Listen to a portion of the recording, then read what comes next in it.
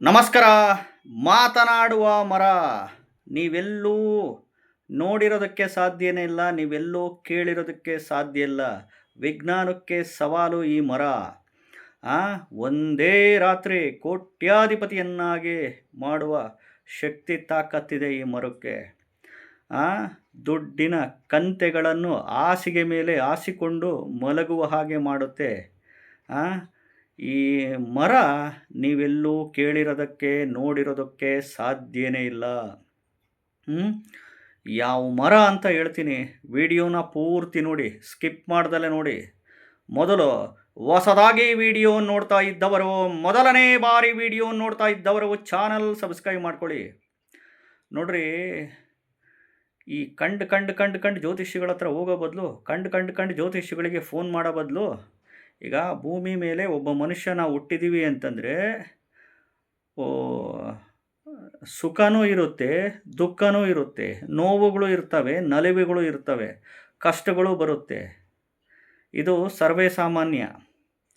ಜಾತಕದಲ್ಲಿ ನಿಮ್ಮದು ಯಾವುದೇ ರಾಶಿ ನಕ್ಷತ್ರ ಆಗಿರಲಿ, ಯಾವುದೇ ಲಗ್ನದಲ್ಲಿ ಹುಟ್ಟಿರಲಿ, ಯಾವುದೇ ಗ್ರಹದ ದಶಾಭುಕ್ತಿ, ಅಂತರ್ಭುಕ್ತಿ, ಪ್ರತ್ಯಂತರ್ಭುಕ್ತಿ, ಸೂಕ್ಷ್ಮ ಭುಕ್ತಿ ಆಗಿರಲಿ, ಗ್ರಹಗಳು ಎಷ್ಟೇ ಡಿಗ್ರಿ ವೈಸು ಇರಲಿ, ಅರ್ಥ ಮಾಡ್ಕೊಳ್ಳಿ. ಉಚ್ಚ ಕ್ಷೇತ್ರ, ನೀಚ ಕ್ಷೇತ್ರ, ಸ್ವಕ್ಷೇತ್ರ ಎಲ್ಲನ್ನ ಇರಲಿ, ನಿಮಗೆ ಶುಭ ಫಲ ಕೊಡೋ ಸಂದರ್ಭದಲ್ಲಿ ಶುಭ ಫಲ ಕೊಟ್ಟೇ ಕೊಡುತ್ತೆ, ಕೆಟ್ಟು ಫಲ ಕೊಡೋ ಸಂದರ್ಭದಲ್ಲಿ ಕೆಟ್ಟು ಫಲ ಕೊಟ್ಟೇ ಕೊಡುತ್ತೆ. ಸರ್ವೇ ಸಾಮಾನ್ಯ. ಒಂದು ಹಂಗನ್ಕಂಡು ಕಂಡು ಜ್ಯೋತಿಷಿಗಳ ಹತ್ರ ಹೋಗೋದು, ಕಂಡು ಜ್ಯೋತಿಷಿಗಳಿಗೆ ಫೋನ್ ಮಾಡೋದು. ಯಾವ ಜ್ಯೋತಿಷಿಗಳು ನಿಮ್ಮ ಸಾಲ ತೀರಿಸಲ್ಲ, ನಿಮ್ಮನ್ನು ಶ್ರೀಮಂತರನ್ನಾಗಿ ಮಾಡಲ್ಲ. ಜ್ಯೋತಿಷ್ಯ ನೋಡಿ, ಕತ್ತಲಿನಿಂದ ಬೆಳಕಿನೆಡೆಗೆ ತೋರಿಸುವ ಒಂದು ಮಾರ್ಗ ಅಷ್ಟೇ. ಜ್ಯೋತಿಷ್ಯ ಅಂದರೆ ಇಷ್ಟೇ, ವೆರಿ ಸಿಂಪಲ್. ಇಲ್ಲಿ ಮಾರ್ಗದರ್ಶನ ಮಾಡುವ ಶಾಸ್ತ್ರ. ಕತ್ತಲಿನಿಂದ ಬೆಳಕಿನೆಡೆಗೆ ಮಾರ್ಗದರ್ಶನ ಮಾಡುವ ಶಾಸ್ತ್ರ ಅಷ್ಟೇ. ಅದನ್ನು ಯೂಟ್ಯೂಬಲ್ಲಿ ಮಾಡ್ತಾಯಿದ್ದೀನಿ. ಈಗ ನೀವು ಯಾವುದೇ ಜ್ಯೋತಿಷಿಗಳ ಹತ್ರ ಹೋಗ್ರಿ, ಎಷ್ಟೇ ಫೀಸುಗಳು ಕೊಟ್ಟು ಕೇಳಿ, ಈಗ ಅದರಲ್ಲಿ ಗುಡ್ ಟೈಮು, ಬ್ಯಾಡ್ ಟೈಮು ಅಂತಿರುತ್ತೆ. ಇಂಥ ಟೈಮಲ್ಲಿ ಮದುವೆ, ಇಂಥ ಟೈಮಲ್ಲಿ ಉದ್ಯೋಗ, ಇಂಥ ಟೈಮಲ್ಲಿ ಫೈನಾನ್ಷಿಯಲ್ ಪ್ರಾಬ್ಲಮ್ಸು, ಅನಾರೋಗ್ಯದ ಸಮಸ್ಯೆಗಳು, ಹೆಲ್ತ್ ಇಶ್ಯೂಸು, ಆ ಒಂದು ರಿಲೇಟೆಡ್ಸ್ ಇರುತ್ತೆ, ಹೇಳ್ತಾರೆ ಅಷ್ಟೇ. ಬಟ್ ನೀವೇನು ಮಾಡ್ತೀರಾ, ಆಮೇಲೆ ಅದಕ್ಕೆ ಏನು ಮಾಡಬೇಕು ಅಂತ ಕೇಳ್ತೀರಾ. ಪರಿಹಾರ ಅದಕ್ಕೆ ಏನು ಮಾಡಬೇಕು ಅಂತೀರಾ. ಇಲ್ಲೇ ಕೊಡ್ತಿದ್ದೀನಲ್ಲ ಯೂಟ್ಯೂಬ್ನಲ್ಲಿ, ನನ್ನ ಚಾನಲ್ ಮುಖಾಂತರ ಪರಿಹಾರಗಳು ಕೊಡ್ತಿದ್ದೀನಿ ತಾನೇ. ಪರಿಹಾರನೇ ತಾನೇ ಬೇಕಾಗಿರೋದು. ಮತ್ತು ಈ ಕೊಡ್ತಾ ಇದ್ದೀನಲ್ಲ, ಯಾವುದು ಗೊತ್ತಾ ಅದು ಮರ? ಮಾತನಾಡುವ ಏಕೈಕ ಮರ. ವಿಜ್ಞಾನಕ್ಕೆ ಸವಾಲು ಈ ಮರ. ಈ ಮರದ ಮುಂದೆ ನಿಂತ್ಕೊಂಡು ಕೇಳ್ಕೊಳ್ಳಿ, ಬೇಡ್ಕೊಳ್ಳಿ. ಈ ಮರನ ಮುಟ್ಟಿ ನಮಸ್ಕಾರ ಮಾಡಿ, ಆಣೆ ಪ್ರಮಾಣಗಳು ಮಾಡಿ ಕೇಳ್ಕೊಳ್ಳಿ. ನೀವೇನು ಮಾತಾಡ್ತೀರಾ ಖಂಡಿತವಾಗ್ಲೂ ಈ ಮರ ಕೇಳಿಸ್ಕೊಳುತ್ತೆ. ಈ ಮರಕ್ಕೂ ಜೀವ ಇದೆ.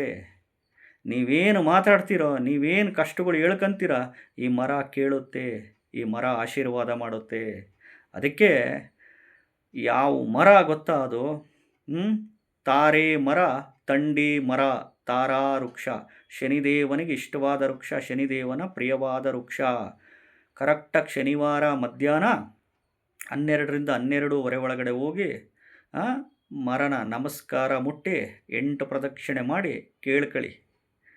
ಖಂಡಿತವಾಗ್ಲೂ ಒಳ್ಳೆಯದು ಹಾಗೇ ಆಗುತ್ತೆ. ಶನಿದೇವನಿಗೆ ಇಷ್ಟವಾದ ವೃಕ್ಷ. ಅದಕ್ಕೆ ಈ ಮಾತನಾಡುವ ಮರ, ವಿಜ್ಞಾನಕ್ಕೆ ಸವಾಲು ಅಂತ ಹಾಕಿದ್ದೀನಿ. ಮಾತನಾಡುವ ಮರ ಅಂತಂದರೆ ಮರ ಏನು ಮಾತಾಡಲ್ಲ, ನಾವೇನು ಮಾತಾಡ್ತೀವಿ ಅದನ್ನು ಕೇಳಿಸ್ಕೊಳುತ್ತೆ. ಮರಕ್ಕೂ ಜೀವ ಇರುತ್ತೆ.